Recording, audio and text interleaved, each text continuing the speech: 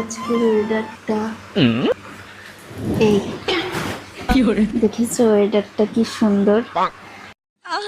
বলছি কি তোমার কি কিছু করতে ইচ্ছা করছে? হ্যাঁ তুমি ঠিকই বলেছো, আমার না হে প্রভু খুব খিচুড়ি খেতে ইচ্ছা করছে। যাও যাও যাও রান্না করো, কবজি ডুবিয়ে খাবো। হ্যাঁ আরে যাও, দেরি করছো কেন? এই এদিকে আসো, আমি তোমার বোতামগুলো লাগিয়ে দিই। কেন তুমি কেন বোতাম লাগাবে?